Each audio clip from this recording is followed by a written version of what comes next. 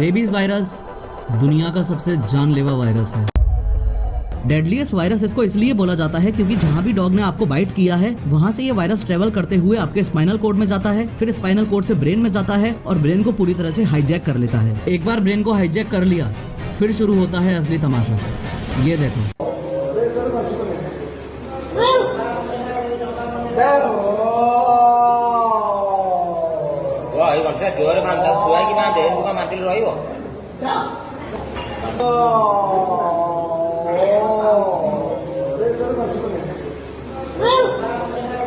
Rabies virus exactly है क्या, इसका कोई इलाज क्यों नहीं है और आपको रेबीज वायरस से बचना कैसे है। लेकिन हर बार की तरह शुरू से शुरू करते हैं। एक बार एक गांव में राहुल नाम का लड़का रहता था। हर दिन की तरह ही राहुल अपने घर के आसपास के डॉग्स के साथ खेल रहा था। तभी अचानक उसकी नजर दूर बैठे एक और अनजान डॉग पर पड़ी जो बीमार सा दिखाई दे रहा था। राहुल उसके पास जाकर उसे पुचकारने लगा और उसके साथ खेलने लगा। तभी अचानक उस डॉग ने राहुल के हाथ पर बाइट करने की कोशिश की। राहुल ने तुरंत अपना हाथ पीछे खींचा एंड एज अ रिजल्ट उसके हाथ पर स्क्रैचेस पड़ गए। अब बाहर से देखने में तो ये नॉर्मल स्क्रैचेस ही लग रहे थे, लेकिन असलियत तो ये थी कि दुनिया का डेडलीस्ट वायरस रेबीज राहुल के शरीर में एंटर कर चुका था। क्योंकि स्क्रैचेस इतने गहरे नहीं थे और बहुत ही नॉर्मल सिचुएशन थी, इसलिए राहुल ने अपने घर वालों को ये बात बताना जरूरी नहीं समझा। और इस वीडियो में आगे आपको एहसास होगा कि ये राहुल की कितनी बड़ी गलती थी। सबसे पहली बात तो आपको ये पता होनी चाहिए कि दुनिया के सभी डॉग्स में रेबीज वायरस नहीं होता। कुछ डॉग्स ही रेबीज वायरस से इन्फेक्टेड होते हैं और जो होते हैं उन्हें रेबिड डॉग बोला जाता है। एक बात और ध्यान रहे कि रेबिड डॉग को आप ऐसे ऊपर से देख के नहीं पहचान सकते। ऐसा बिल्कुल हो सकता है कि कोई रेबिड डॉग हो और वो नॉर्मली बिहेव कर रहा हो। खैर, रेबीज वायरस डॉग के सलाइवा में होता है और जैसे ही रेबिड डॉग अपने दांत से किसी को बाइट करता है या डीप स्क्रैच करता है तो रेबीज वायरस उस एनिमल से ह्यूमन बॉडी में ट्रांसफर कर जाता है। ध्यान रहे कि रेबीज ऐसे भी फैल सकता है जैसे आपको अगर कहीं चोट का घाव है और डॉग उसे आके लिक कर ले।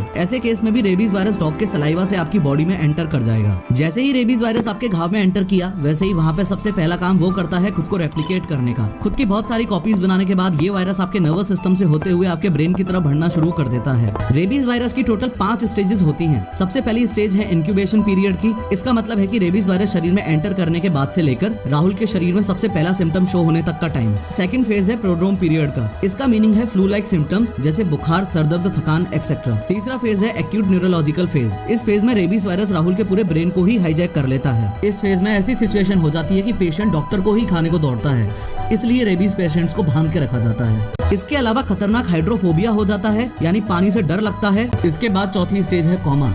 रेबीज पेशेंट कोमा में जाता ही है और उसके बाद 5वीं स्टेज है सीधा मौत। रेबीज डेडलीस्ट डिजीज तो है, लेकिन इसका कोई सॉल्यूशन तो होगा ना। हाँ है, सॉल्यूशन है और ध्यान से सुनो कि आप खुद को रेबीज से बचाने के लिए क्या कर सकते हो। जिन लोगों के पास पेट डॉग्स हैं, सबसे पहले तो उनको इंश्योर करना चाहिए उनके डॉग्स प्रॉपर्ली वैक्सीनेटेड हैं। कभी भी अगर आप अपनी गली के डॉग्स को फीड करते हो तो सेफ डिस्टेंस से फीड करना है। लेकिन अगर बाई चांस कभी किसी अनएक्सपेक्टेड सिचुएशन में डॉग ने आपको काट लिया तो WHO यानी वर्ल्ड हेल्थ ऑर्गेनाइजेशन का सीधा कहना है कि साबुन से उस घाव को कम से कम 15 मिनट के लिए रगड़ के धोते रहना है। इमीडिएटली डॉक्टर को विजिट करना है और वो 5 के 5 इंजेक्शन लगवाने हैं। एक बात अच्छे से समझ लो कि इंजेक्शन लगवाना ही रेबीज का सबसे बड़ा इकलौता इलाज है।